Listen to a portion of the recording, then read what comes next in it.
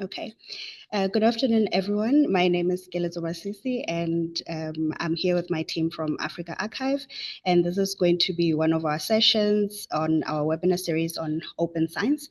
And on today's topic, we're going to be talking about connecting higher education with local communities, examples from the EPIC Africa Network. And our speakers today are going to be Mzime and Gavin.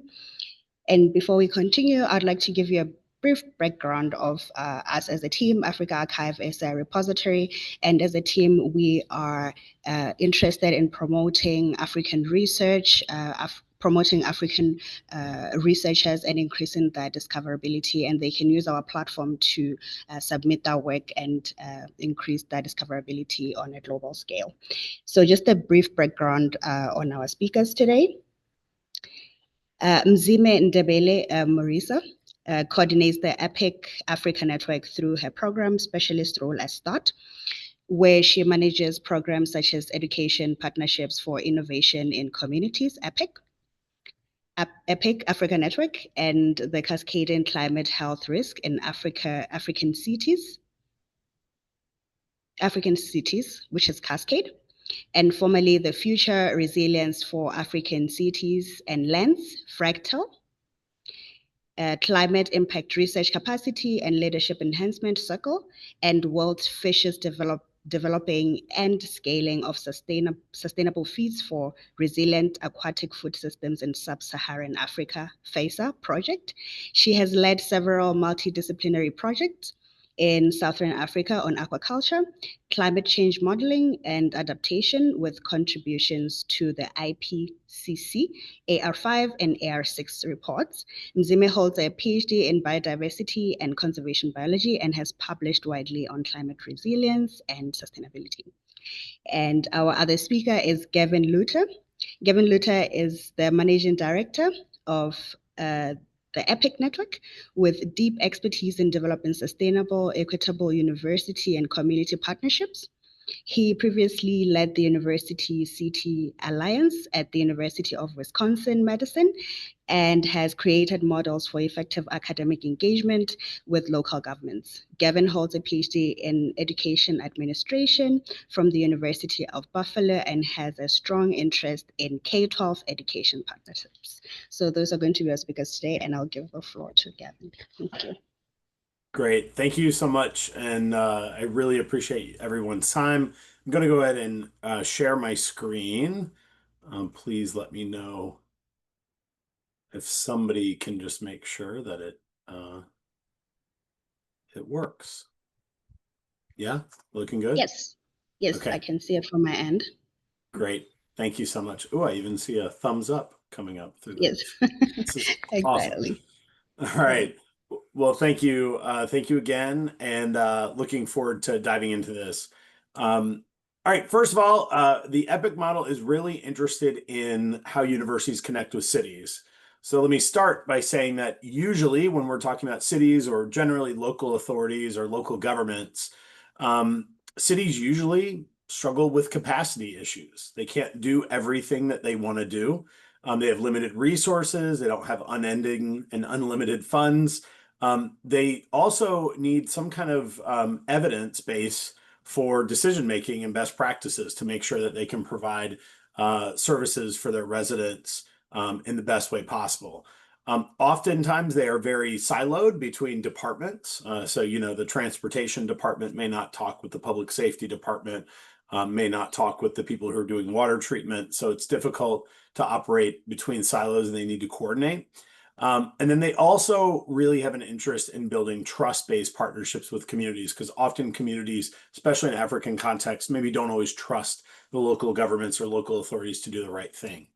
At the same time, universities think about how much capacity we have in terms of staff and students, faculty, instructors, lecturers.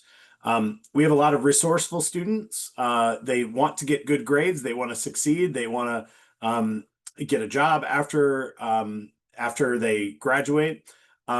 We also know how to produce knowledge and best practices, because that's what we are in the business of doing as universities. We are trying to research how things work and the best way to do things. We also operate in silos, but they're departmental silos or disciplinary silos. And we are also oftentimes sources of innovation and what we like to think of it as youthful energy. A lot of students willing to ask questions that maybe embedded or entrenched professionals within a field are always not willing to ask, or maybe they just don't see things in the same way. So the EPIC model solves for a common problem in university, even if you're a college or maybe a two-year technical college. Something that we've seen and struggling that usually holds us back. The problem is waste. There's value that's not being captured. We call it a two-sided market failure.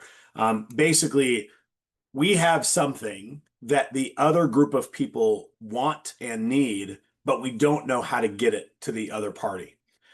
So we have excess capacity and resources, and the local authorities need excess resources and capacity, but we don't really know how to bring the two together.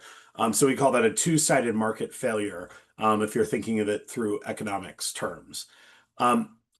Think about how many universities and colleges are in the world. I'm not sure if you all know this, but there are almost 35,000 credentialed universities and colleges in the entire world. We serve over 250 million students who want to do good work. Many, many millions of communities that are out there could use help in realizing their declared priorities, the things that they have said that they wanted to do. And we know that cities have more potential for improving human flourishing than currently do right now. University knowledge and student efforts are seldom offered to communities in ways that are affordable, respectful, and really useful to them. And we think the reason that this is happening is not because they're evil. We don't think that people are doing this to hold back things because they're nefarious in some way. But really, there's differences in organizational cultures and the incentives within them. So there is no real good way to do a medium of exchange between the local authorities and the universities. So that's why we have developed the EPIC model. We think that we have solved for this problem because we are the medium of exchange. We are trying to create expert faculty supervised coursework toward community aims. The model has been proven positive to get positive results for all participating. It's replicable and it's very self-sustaining. It's also very cost efficient. You basically try to take existing projects that the local authorities have said that they wanted to do, existing faculty or instructors or lecturers, and existing courses. We're not trying to create new courses or anything like that. We have many, many different disciplines that can be brought to bear on many different challenges. And we think we can do it at a larger scale. And so we think this is a win-win. You see here kind of a sample of one of our universities engaging with one local authority over 1 year. You may have 500 plus students working on 15 to 20 projects, engaging more than 10 disciplines, working with multiple faculty across the university, multiple courses, and students have been able to give anywhere between 40 to 60 hours as an estimate. This could be a typical partnership year. Also, a typical partnership year, depending on how your university and how your local authority defines it, it could just be a couple of courses, a couple of projects. It doesn't have to be this big, but what we're saying, what we're trying to show you is that the scale could be magnified at a value that is greater for all that's currently happening. We do take seriously the United Nations Sustainable Development Goals, so we try to think of all of our projects through the lens of the United Nations Sustainable Development Goals. This is really the language of sustainable development across the world, and oftentimes these UN SDGs are measured or trying to be actualized at the national level or at the country level, the state level. But oftentimes the local authorities have a lot that they could be doing, for instance, around clean water or gender equality or infrastructure or economic growth. Local authorities actually have a lot that they could help contribute. So we think this is a way to kind of localize the UN SDGs and provide targets for those local authorities who want to see how they can contribute to the broader national discussion and even international discussion around the UN SDGs and how they are helping achieve them. In the EPIC network, we do try to track the kinds of projects that we do. As you can see, the Sustainable Cities SDG is the one that we do the most work on, but certainly not all. We have a bunch of other different projects that speak to the variety of kinds of projects that local authorities have asked us to work on. And I think it's really important that people understand that this is about demand-driven work. This is not the university showing up and saying, here's what we think you need. This is the university showing up and saying, what do you need help with? And then we can help respond. So that is a long introduction to the Educational Partnerships for Innovation and Communities Network. We try to work between local governments and local communities to make progress on the UN SDGs in a way that unites the human capital of universities and promotes human flourishing for all involved. We do have 4 regional networks, and you'll hear more from Mzime, our coordinator in Africa. But we also have an Asia, Latin America, the Caribbean, and the United States network. We have done over 2,500 projects in more than 400 communities around the world. So trust us, it works. But you don't have to trust us. You can actually go on our website and find out all the example projects that are out there. You can just get a snapshot here of the different places where we find our EPIC programs. I will remind everybody who's listening, you don't have to pay anything. Gosh, I want my university to be involved. It is 100% free and open to join. We have network calls that we do periodically. And we would absolutely love to have you all as a part of our network, or maybe you're listening from another part of the world and you want to get your university involved. We are happy to have you. We frankly think all universities in the world should be doing this, but unfortunately we only have about 100 universities around the world that are doing this project. So the simple question that EPIC came up with was, what if we could connect existing university courses to a single local government, city, it could be any unit of local government, over an academic year to work on challenges in communities that were identified through the partnership with that community and implemented at a scale that magnifies value for all. Let me just talk about briefly the 5 elements of the EPIC model. So when you say, what is the EPIC model? The EPIC model boils down to 5 elements. One is that we try to respect the existing administrative and individual responsibilities and incentives for local governments and also universities. We know that universities are not incentivized oftentimes to do work alongside communities, but they do courses. So they're trying to teach their students content. So we try to take existing courses, and we also know these local authorities have existing projects that they want help with. So we're not asking you to create something completely new. We just want to try to find existing resources on each side that can be linked and leveraged to improve the human flourishing in that community. Second, we think that there needs to be a genuine partnership between the local governments and the university. So we're talking about formal arrangements, formal agreements, some sort of a memorandum of understanding, or maybe a contract between the local authority and the university. And ideally, there are investments from both sides, time, funding, knowledge. It could be in kind, or it could be cash that they're bringing to the table. So we do ask that happens. The third element is something that we've already talked about, intentionally aiming on improving quality of life. We are talking about the United Nations Sustainable Development Goals. So if someone said, hey, we want to use our time for a project that would remove low-income people from this community and get rid of them, we would say, no, that's not in line with the United Nations Sustainable Development Goals. Or we want to do something that actually is going to put more women out of work. Or we want to increase the amount of child punishment that we're doing. Nope, those things are not in line with the United Nations Sustainable Development Goals. So it just gives you kind of cover for making sure that you're doing projects that are in line with human flourishing and the United Nations Sustainable Development Goals are the mode that the world has decided we can say these projects that fall within these categories are good, meaningful projects. The fourth element is that we focus on everything that is community identified, driven, and evaluated. I really want to emphasize a lot of universities are used to having research agendas. Faculty come and they say, this is what I want to research. This is what I want to do. I have this new method that I really want you to try. We need to use you as a case study and we want to study you. That's not what this is about. This is about the university showing up and asking a simple question. What do you need help with? How can our university help you with what you want to do?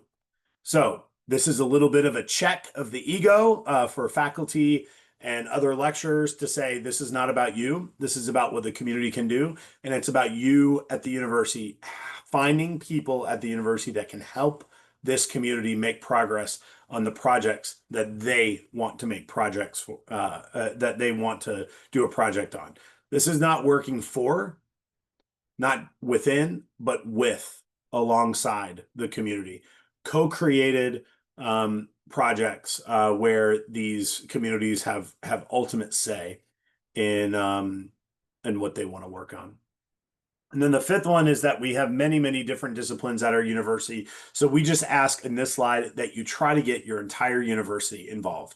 There's more than just one department. It's not just urban and regional planning that's interested in working with local authorities. It could be psychology. It could be engineering. It could be public safety. It could be sociology. It could be public health. We have a lot of different disciplines at our universities, and we think that the wide variety of projects that could be happening across the entire university.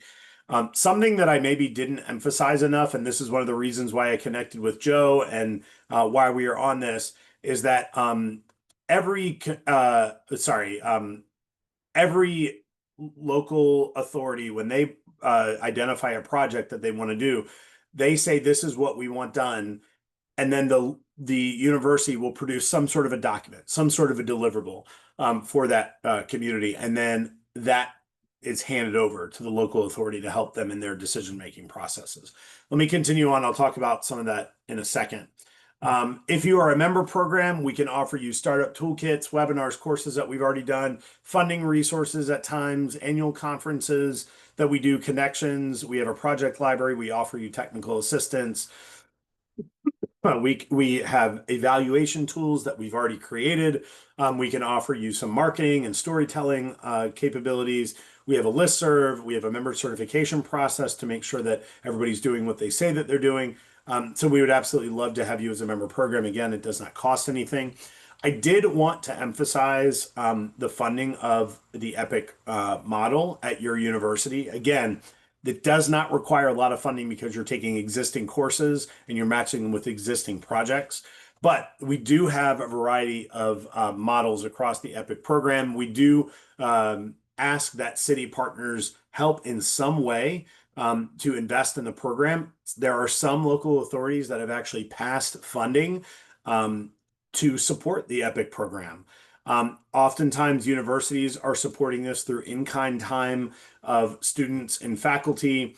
I mean, in an ideal world, if you're on the high road and you're really doing great, the city or the university will provide new funding for the program. But if you're not, and you can just start with existing resources, call that the low road, just start using existing resources. This doesn't need a bunch of extra money in the program. This can be something that you're using existing resources for. Don't trust me, it works. We have done over 2,500 projects. We have communities tell us that there's a median return on investment of over 500%.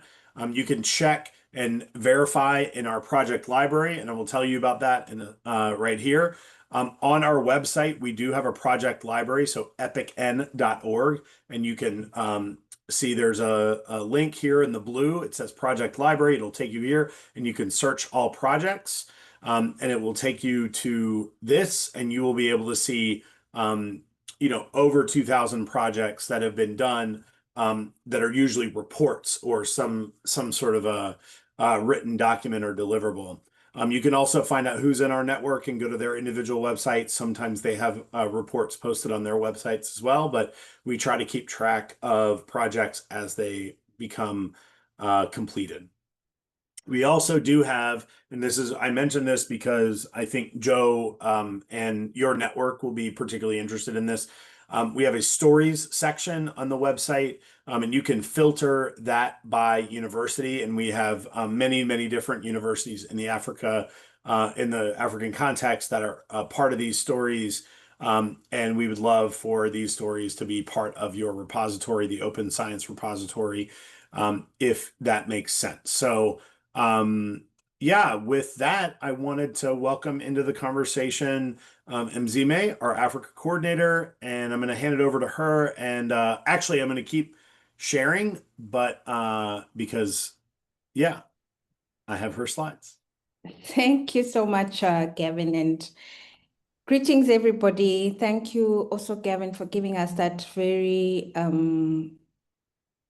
I don't want to say the word nice, but brief and summarized version of the EPIC model, how it works.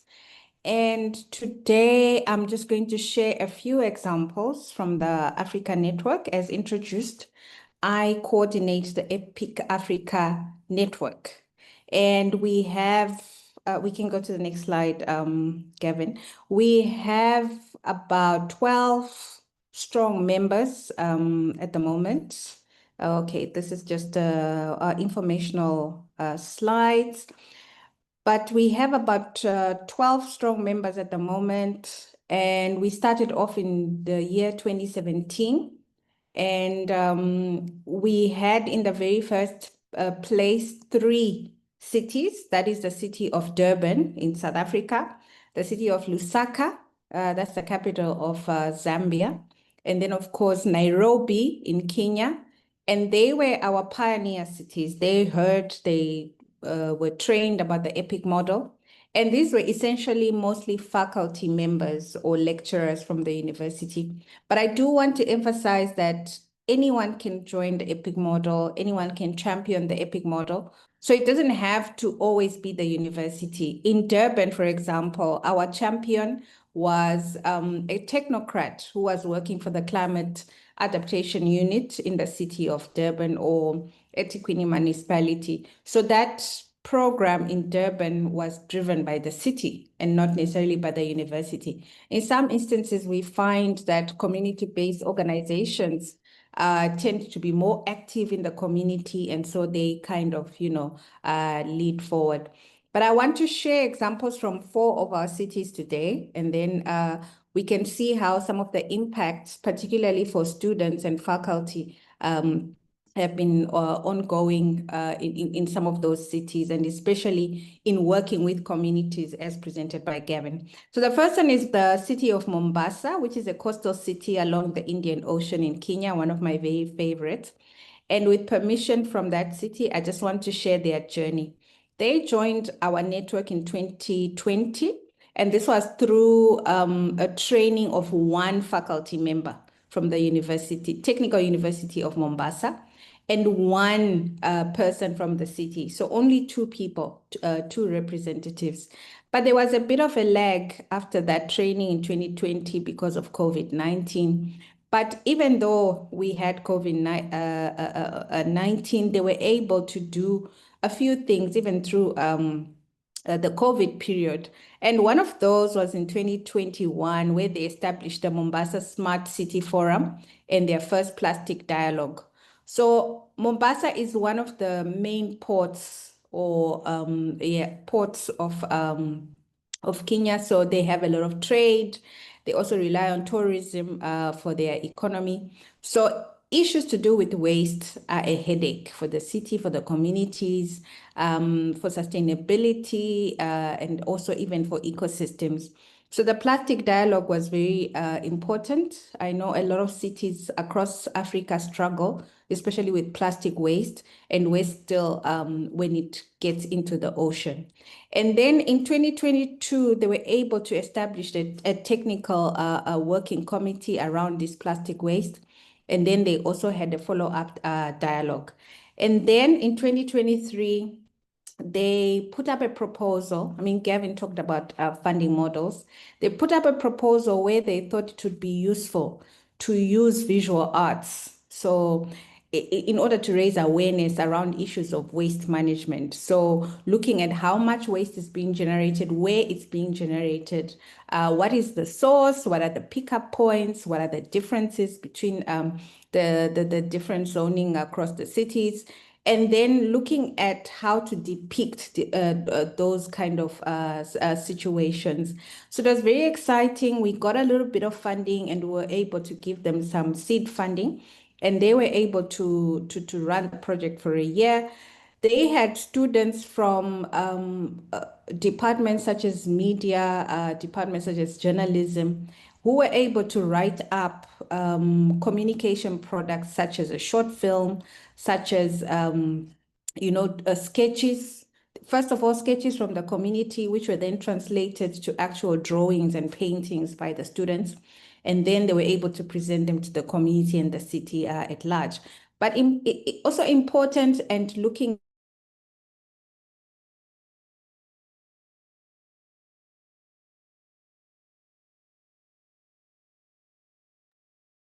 I think Mzime may have frozen. I think we have Mzebe maybe has some technical issues. Possibly. Yes.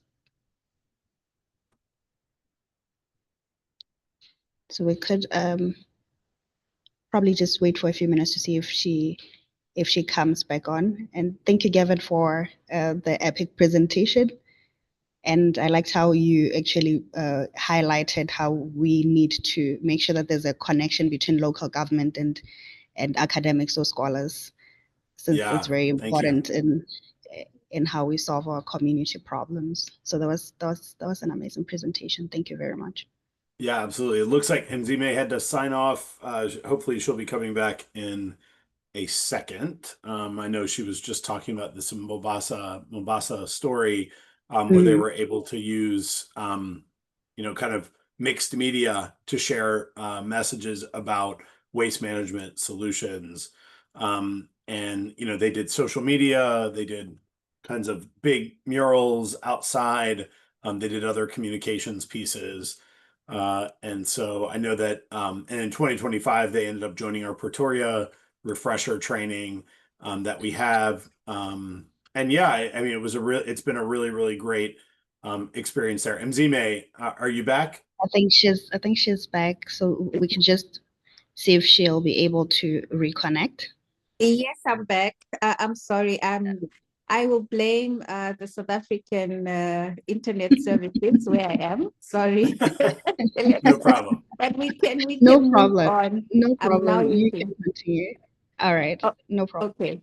Go on. Yeah, Gavin, we can move to the next slide. So those were some of the intervention in terms of COVID-19. I do think I talked about them, but one of the highlights was that in Mombasa, the EPIC team was able to put together this sanitary booth, because they have the mainland and then they have the coastal cities. So they were able to move people at a time when it was very difficult, during lockdown, by putting together this sanitary booth, which used user-friendly materials and not harmful chemicals. So they became quite popular in the city.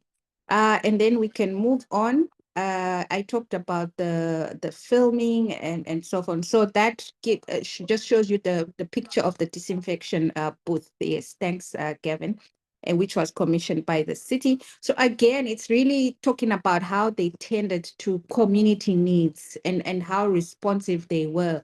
So the university doesn't remain as a white elephant, but it's working with the community, it's meeting community needs.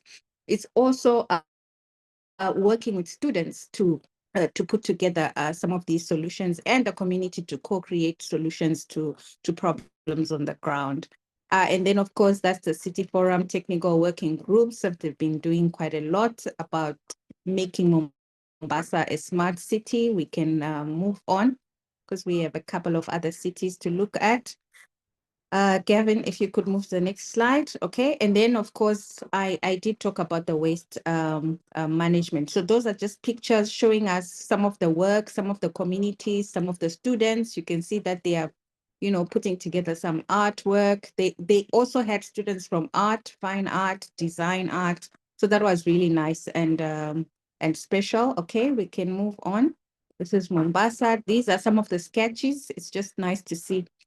After the community had put together sketches, then the students from visual arts, particularly the fine art and the design, put together these pictures. They were able to also exhibit it as an art exhibition, and the community was part of it. They also went back to the community to say, oh, were these some of the ideas that you presented? And that is the core EPIC team in Mombasa. It's comprised of participants from the community, so community leaders from the university, the technical university, and the county of Mombasa. But also important is that there are some non-governmental organizations. I think one was mentioned before, that are also part of this. So you can see how different stakeholders have been coming together, rallying around these issues. So we can move on. I think next, I mean, there are always challenges, right? And those are some of the challenges that the city of Mombasa or the EPIC team was facing, including resources, particularly financial resources, which are limited. They could have done much more if they had. And then, of course, trying to harmonize stakeholders and priorities takes time. It's a challenge, but over time, we see that the impact and what is felt in the community is worth the time. And then they also have this issue of high retention. So one of our champions started off in the city, and then he became a staff member at the university. And then now he works for a local ministry. So you can imagine the retention and how we, you know, we try to institutionalize the EPIC model instead of just working with individuals and volunteers. And then, of course, Gavin talked about how it's important to have some sort of documentation. So the framework in which the EPIC model was working with, especially in relation to the county government. So they are really trying to put together an MOU, for example, which has worked in other cities. So we can move on. I think we can go to Ginger City. And Ginger City is a city in Uganda. And what is interesting, what was interesting for me, and this presentation was put together by Simali Job, is that Simali was a former student of the University of Makerere, but now he sits in the Urban and Regional Planning project department of Ginger City. So he was involved in this project when he was a student, and now he is part of the city planning and regional development. So if we move on, you find that they were really trying to promote walkability, cycling, the use of streets for people and less for motorists. So they were trying to use some streets and some alleys for that. So and they did a bit of a stakeholder mapping. They had community members in the form of, you know, landlords and vendors and pedestrians, etc. And then on the government side, they also rallied around politicians. You know, that always sometimes gives momentum. The local city council of Ginger, researchers were also there from the university, and particularly Makerere, and then, of course, civil society. And for civil society, they had an organization that is called Cycling Out of Poverty, COOP. So that's why they concentrated on cycling. We can move on. So what are some of the things that they managed to do? in terms of the student experience, and I think it's important for us to look at how the EPIC model empowers the students. It gives them the experience on the ground, unlike a student who is kind of boxed in by the classroom, physical classroom experience. We find that the EPIC students, they now understand community engagement. So they were able to interact with the community. They were able to then use their ideas and also incorporate the community members' ideas in developing a sustainable development, or rather the walkability model, and also cycling. So where the streets were very busy, the pedestrians were not safe, the streets could not be used, so they were not too user-friendly to the public, they were able to turn this around. But they did it in such a way that it was acceptable to the city, and of course, having the different stakeholders. So this experience gives the students a real world feel of real on the ground problems, how to engage not only with the community, but different stakeholders, and how to then come together and rally around co-creation of solutions. So it's a really, like Gavin said, win-win-win situation. So let's move on. That was Job's experience. And of course, it shows some pictures there of them during the project, engaging with community members. Those are some of the students who were involved, particularly in data collection. So the research component becomes very important. We can see there they are also interacting with the city officials and students. Okay, we can move on. And then, of course, at the end of the day, it's all about the solution. So it was about promoting the cycling, promoting pedestrianization in the city. Then summarizes some of the learnings. They did a SWOT analysis, which was quite interesting during the project design, and that's how they were able to come up with a sustainable model to how they would design those streets and network. Okay, so that's Ginger City, and I'll quickly run through the next two slides, which are of Harare. We can move on, and the city of Gaborone in Botswana. So in Harare, the challenge, just like in Mombasa, was about, environmental degradation, but particularly solid waste and also water waste. So you can see in the pictures that try to depict that issue. In the water wastes, it was so bad that the ecosystems, the fish, for example, in one of the largest lakes, they were dying because of hyper-eutrophication, toxicity from elements such as ammonia. So a lot of pollution, not only in the water, but also air quality, deteriorating soil quality, the water bodies that I talked about. So that was the issue.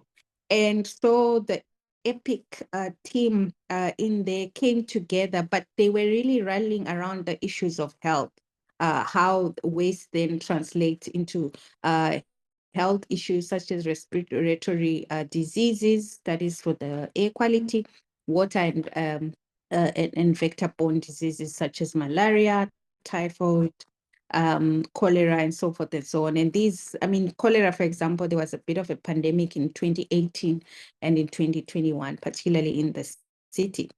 We can move on. So what did the team do? Let's see how they rallied together. So what they did is they put together two. First one was around how they could have innovations that can help to treat the water. So phytoremediation was one of them. And here, a professor from the university, Chinhoyi University of Technology, put together a course that he then administered not just to the city of Harare, because there are other satellite towns such as Chitungwiza, for some of you who might know the area, and also in their own town in Chinhoyi, they were able to talk about phytoremediation and how the city can take up, this innovation in cleaning up the water.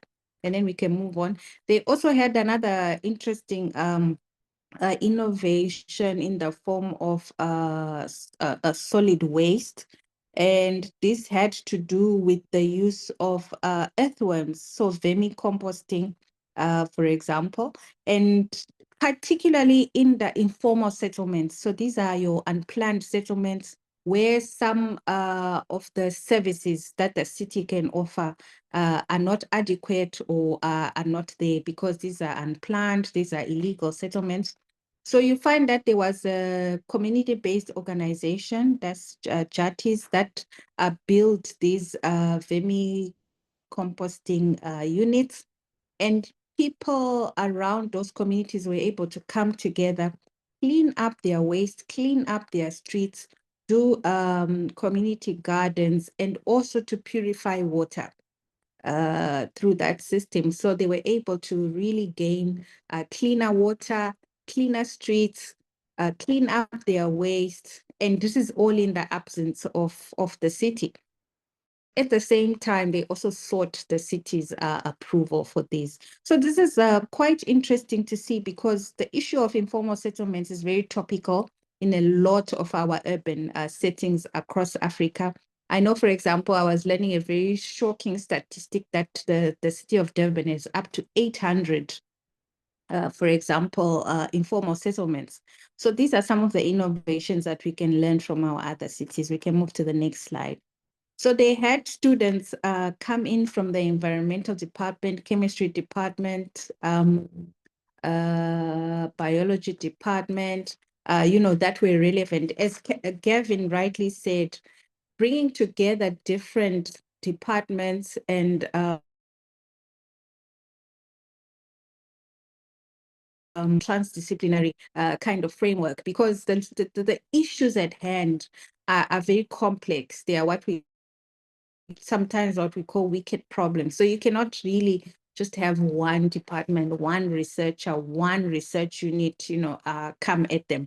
So it was important. So those are some of the things that they were able to achieve. So they were able to also improve on their relationship between the city and the university. They were able to also bring in other municipalities on board. So Gavin talked about scale. They also included students in participation, and there was a lot of impact and appreciation and skills development. They interacted with another university. They also now have come together, rallied together as a network. They actually have an MOU process, Memorandum of Understanding, going on between 3 universities and 3 municipalities. So that's really, really great. And they also have spin-off collaborative activities after this. So it's exciting to see this going on. This is in Zimbabwe. And then this is probably my last slide in terms of examples. It's coming from the capital city of Botswana, Gaborone. And so the Gaborone City Council and the main university, State University of Botswana, they came together and they had 7 undergraduate students who looked at the challenge again. It was waste management. But in this case, it was looking at the main landfill that the city uses. So what were some of the issues with the seepage, with the runoff, with the wastewater, and so forth and so on. So they had students coming from, again, various departments. I think there was chemistry, biology, environmental studies, and so forth. So these were able to do their main research projects on the landfill sites. And they found that, there was life in that landfill. There were birds, there were biodiversity. But one of the things that was interesting was how they were able to find 25 kilometers away from the landfill, some contaminants and toxins that were coming from there. So that's important for the city to know. But they also found that some of the adjacent communities who live around the the landfill had some impacts, including the strong odor, including how, because it's more of a semi-rural community, some of their livestock, were feeding off the landfill and obviously being affected. So what they've now planned is that they will start working with that community, because it's like a downstream impact community. It's not really the city that's being impacted by the landfill. So they are now going to incorporate faculties or departments such as the social work and social studies and so forth, so that they can really address the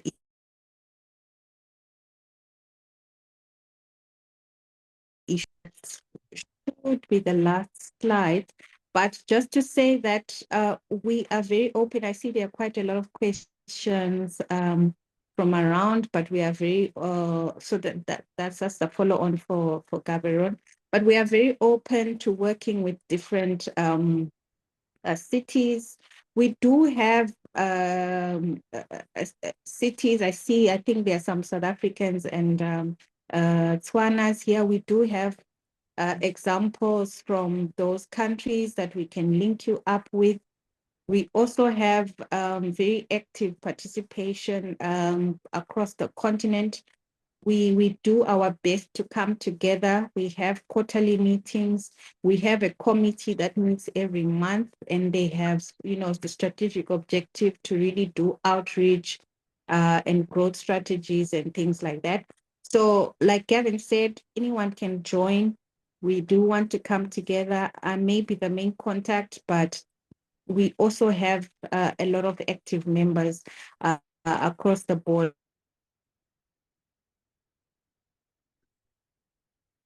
All right. To then Thank you very and much. look at questions. I think the last couple of slides, it's just about Gavin, if you want to go on and leave the one about how to contact us. I think that's the next. Right. Okay. I can put that up, and I can also put our contact information in the chat.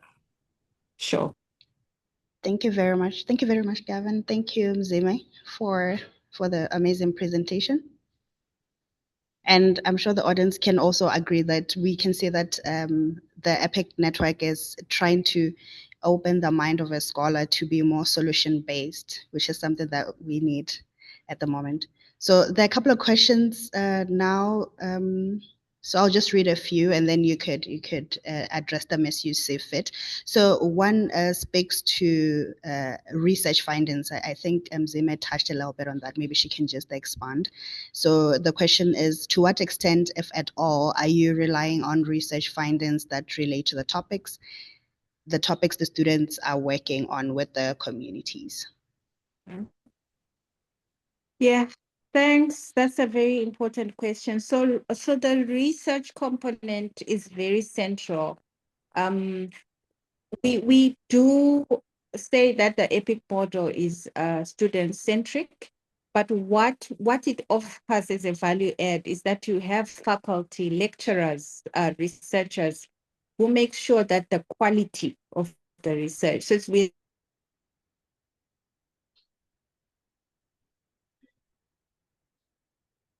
whatever they do in the community, how they collect is certified, it's quality assured, but it's also part of their learning, it's part of their courses.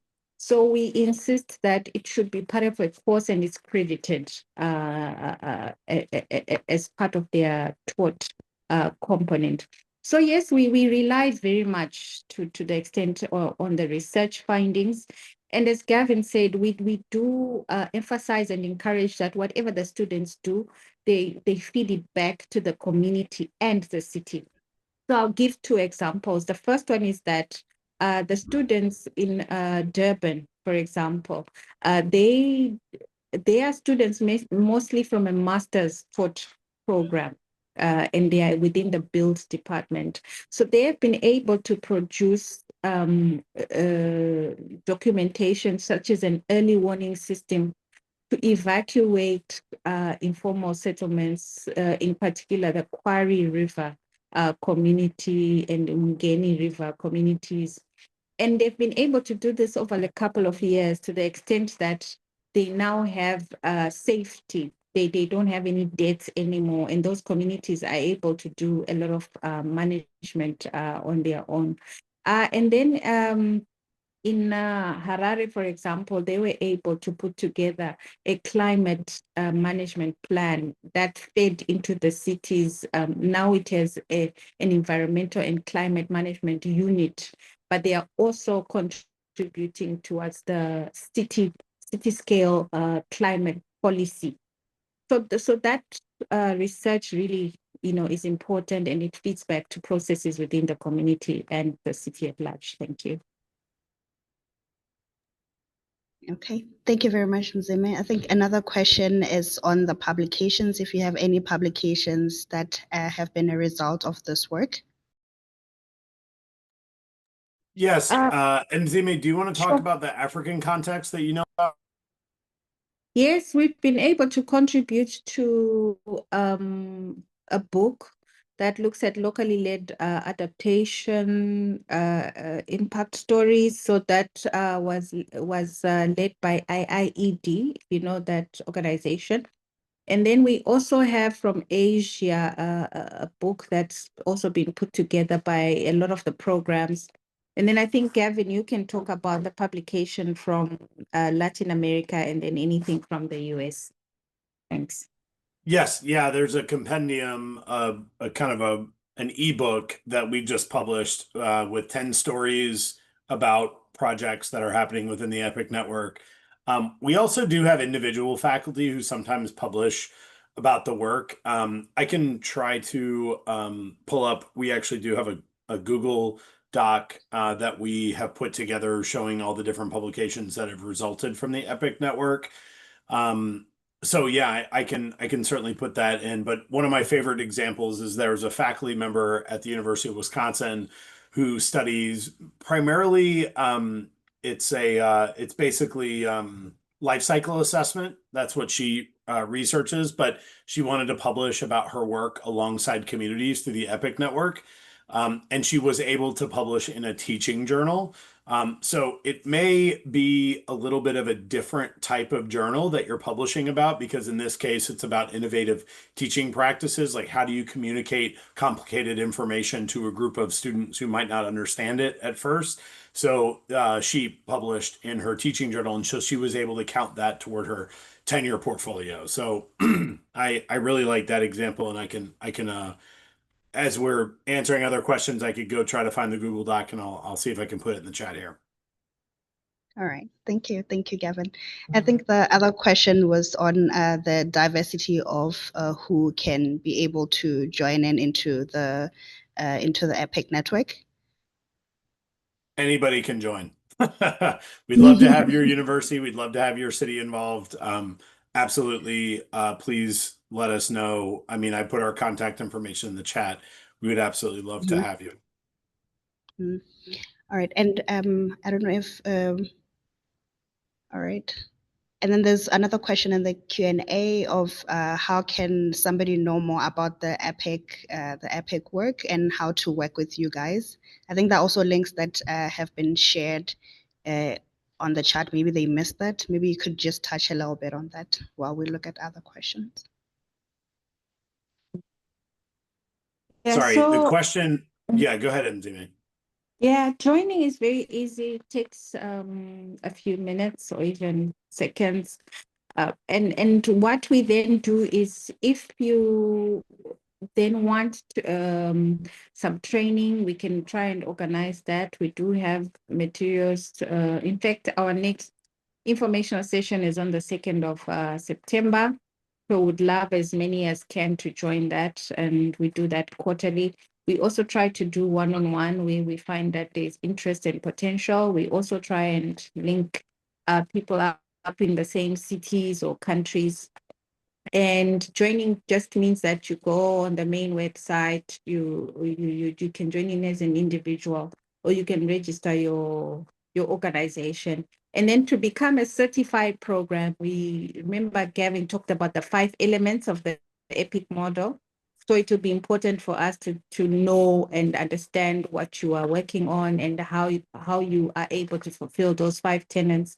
And then, we can certify you. We often do these evaluations at the end of each year, depending on when people have joined and how they've been submitting reports and progress. Yeah, over to you, Gavin, if you want to add. Nope, I think that's good. All right. Yeah, that's good. Yeah. Okay. All right. Thank you, Zima. Thank you, Gavin. I think we have more questions. I think we still have time to address some. So another one is on the involvement in conflict areas such as Sudan, and if EPIC can do work in those areas.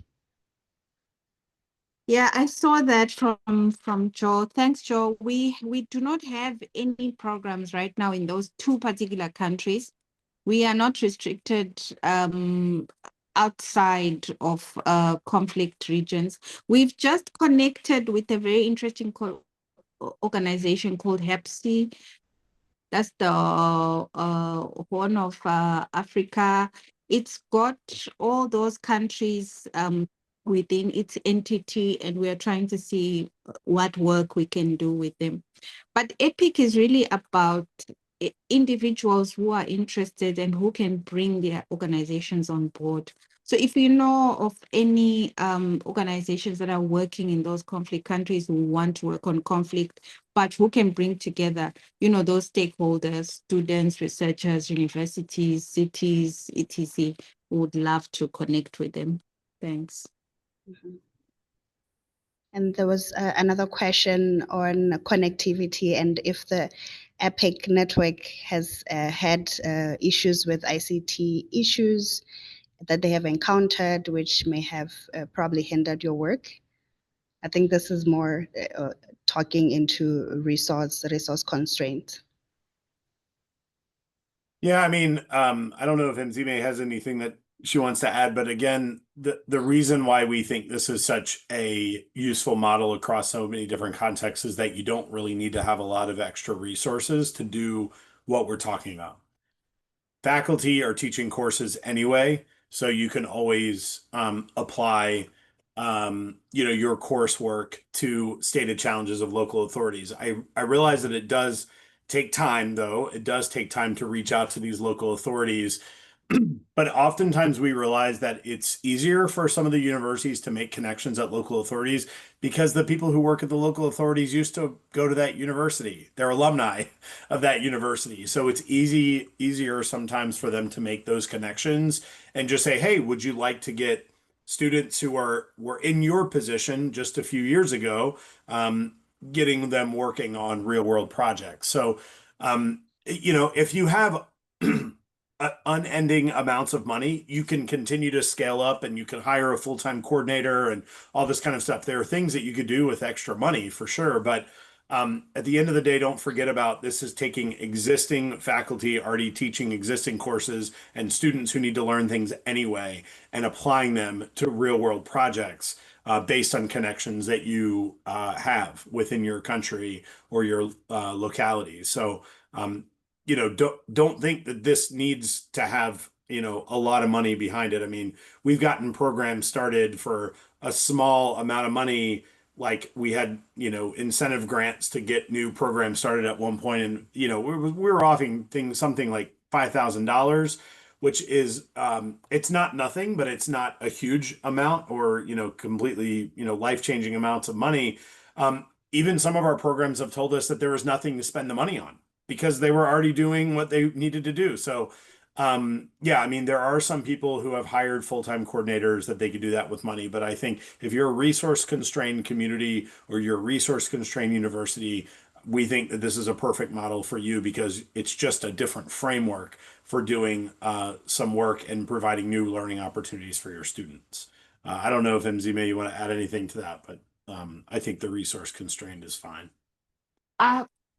Sure, I'll just add quickly that the example of Durban, for example, it was very city driven, and the city identified these informal settlements where flooding was really a problem. So it still talks about risks, like Joe has said. So what they did is they then, from their budget, they were able to allocate funds, but it was not so much. It was about, funding the activities, making sure the students got there, they were safe, they were able to do interviews and things like that in the community. The university also was able at some point to provide a coordinator and pay some allowance while they were working there.